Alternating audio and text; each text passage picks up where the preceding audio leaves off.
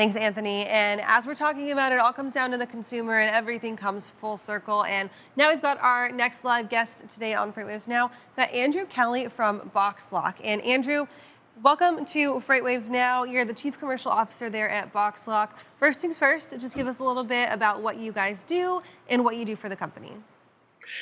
Absolutely. So first of all, honored to be here. So I'm the Chief Commercial Officer at BoxLock. We're a supply chain access control solution, and so we can secure any cubic volume inside of a supply chain. And so we work with customers in supply chain and logistics, and particularly in healthcare inside of lab logistics and pharma and telehealth, in the broader manufacturing space, in aviation and other industrial concerns. And so there's just a lot of activity that we're seeing out there, domestically first, global tomorrow. And so BoxLock has spoken with one of our reporters, Matt Bloss, on his podcast, Medically Necessary, about how important it is to have that security and have that safety, that peace of mind when it comes to sensitive information like healthcare, like lab tests, like kits that are being sent out and shipped around from lab to lab. Tell us a little bit about what you guys have learned during the pandemic about how crucial that this protection of the supply chain really is to the industry.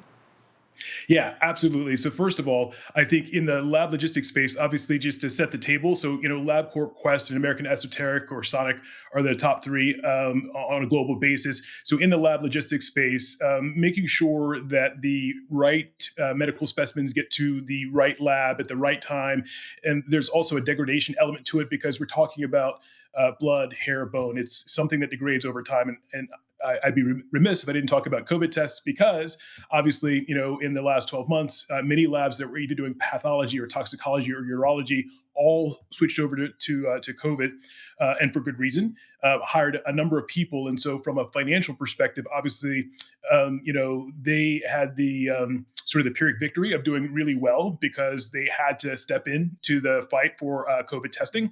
As it stands now, with COVID dying down somewhat, with 40% plus of Americans being vaccinated, I think they have a little bit of light at the tunnel. And so those elective surgeries are starting to come back. The pathology work is starting to come back. And so I think that's good for all of us.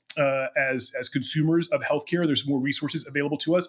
On the logistics side of things, what it really comes down to is efficiency, right? Making sure that those specimens are collected as soon as practical, making sure that there's less sort of manual intervention and there's more real-time data that's available so that the medical couriers, the logistics folks, FedEx, UPS, et cetera, anyone inside the healthcare supply chain can operate more efficiently. And so that's what's happening on the back end so that, us as consumers, as we're talking to our clinicians, our doctors, our nurses, our LPNs, et cetera, they're actually doing the blood draws or the specimen collection, but like that behind the scenes process is really what we're helping out with.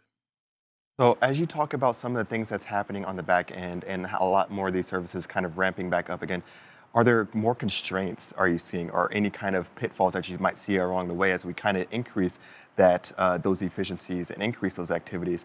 Are there issues with maybe even labor capacity or things like that? Yes. So because we're sort of digging out of a really challenging time for a lot of people. There is a shortage, and it's not limited to labs. I don't think it's limited to any one function like sales or technology. I think across the board there is a shortage of people that can do the job to the extent that I think a lot of folks are thinking about. How do we upskill, reskill, go to non-traditional places to find talent and get them into the labor market, right? And so, I'm running the B2B sales effort here. And so, very specifically, I know that from a sales perspective, there are a lot of people that are getting pinged all the time because there's just this shortage of people out there. If you're on the technology side, if you're a full stack developer or a back end developer, right, you're probably in very high demand, particularly if you're coastal, right? Because there's just a bit of a war for talent right now, and so that's why I think a lot of us are getting pinged on LinkedIn by people that are that have offshore, nearshore, sort of other shore or PEO operations, in order to try to step into a little bit of that demand. And so I think that tight labor market sort of shifts the balance of power a little bit more to employees than it's sort of ever been. I think in the last 5 to 10 years, from my perspective. Andrew, talk to us a little bit about visibility and visibility trends, specifically around BoxLock, because you guys have this kind of unique perspective where you guys give real time where this product is, when it's been accessed, when the code's been put in to get inside the box, when it's been shut again and locked up. So people are seeing where it is in every step of the process. How important is that visibility, not only to your healthcare providers and those patients as well, knowing that their information is protected, but also just in general for logistics?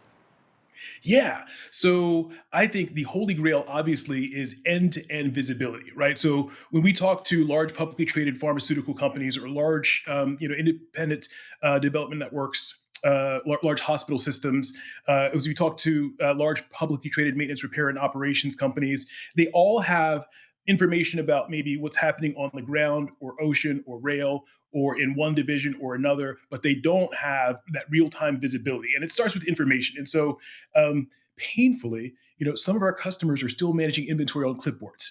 They are still doing end of the month inventory counts physically, right? Which is very painful to be doing, right? Because that's a manual process prone for error and frankly a bad job for humans.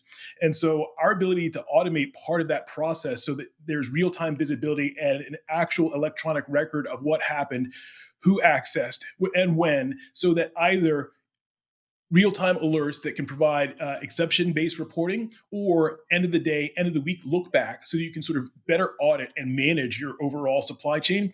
That's what customers are really asking for, right? Because they don't have it today. And the larger and more complex your organization, the more mission critical this is, because basically your balance sheet can be leaking if you have excess inventory or if you're out of stock. And we all know that speed wins, right? So we're at about 20% e-commerce as a percentage of retail in the US. I think China's closer to 50, 55%. So we know that e-commerce has got a lot more room to grow.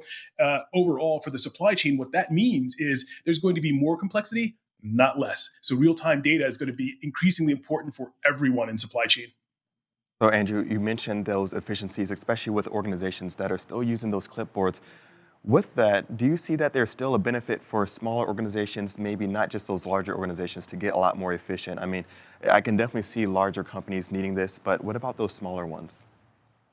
Yeah. So I think it again depends on the complexity of the organization. I think companies of all sizes want to be more efficient, right? And so, when I talk about, or when you mention smaller companies, what I think about, because I know that you guys spend a lot of time in the logistics space, is you're talking about smaller fleets or owner operators, right? Obviously, there is a limit because there is sort of untold pressure just because the ability to scale and get at those larger contracts and accounts that folks in the maybe the transport top 100 have greater access to, longer standing relationships, more equipment, et cetera, like all over the country.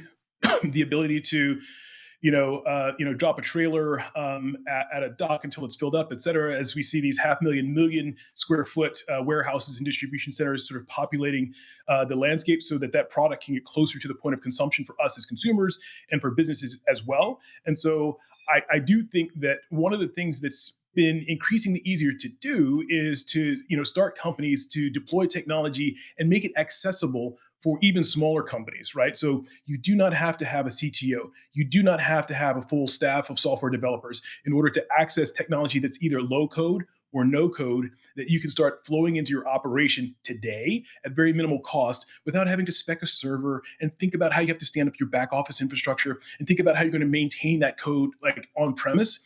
Those days are over. And so you mentioned that tech accessibility, which is really, really important, not only for those medium-sized carriers or fleets, but it's also important for those really, really small size, even just like on a startup basis, because tech's an investment, no matter whether that's in the actual technology itself or in the people or in the time that it takes to train them to use that tech. Tell us a little bit about what you think that it takes for either those smaller companies to kind of come together, either if that's on like a full-scale employee level to really understand that tech, and kind of what the limitations are when it comes to getting people trained like that. Yeah. So uh, I was a practicing engineer for a few years, and so now I sort of really only play one on TV. But here's my thought, right? If you have to spend more time explaining the tech to someone, then it hasn't been built properly, right? The user experience, the user interface, I think is mission critical. Our expectation these days, particularly on the consumer side, is that you open an app, it walks you through the process, no training is needed, you don't need to talk to another human, and therefore it's really easy for you to consume and then get the value out. At BoxLock, we have the very same mentality here.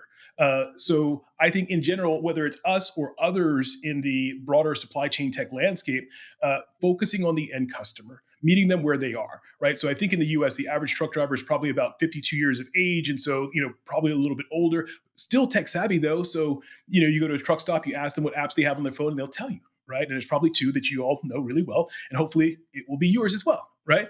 And so, because of that, and because of the increasing tech savvy that we're having in the supply chain and logistics area, I think people are going to, get on board with making sure that the user experience and the user interface is the sort of Trojan horse that allows the training time to be minimized, right? And training really moves to getting deeper into the functionality that really requires higher level thought as opposed to the onboarding, which should be like in minutes, like in hours. It's not like, so, one of the ERP companies that's like very large, it's got three letters in its name, probably half the customers we talk to has it. That's hundreds of thousands of dollars, and that's many, many months of integration and implementation. I think that the world is moving to something that is increasingly easier to onboard, operate, and get value.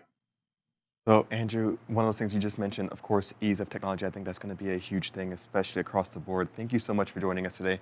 Where can people find more about you and BoxLock?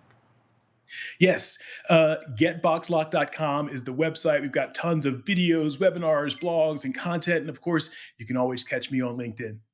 Awesome, Andrew. Thank you so much. We will look forward to talking to you again.